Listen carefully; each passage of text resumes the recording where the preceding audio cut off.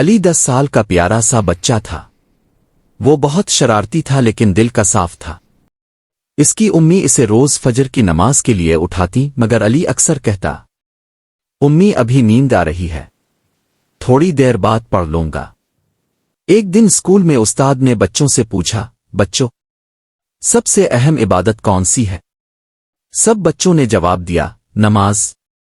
استاد نے مسکرا کر کہا، نماز ہمیں سیدھا راستہ دکھاتی ہے، اور جو بچہ چھوٹی عمر سے نماز پڑھتا ہے اللہ اسے بہت پسند کرتا ہے۔ یہ سن کر علی سوچ میں پڑ گیا۔ اسی رات علی نے خواب دیکھا کہ وہ ایک اندھیری جگہ پر کھڑا ہے۔ اچانک ایک روشنی نمودار ہوئی۔ اس روشنی میں ایک خوبصورت راستہ تھا۔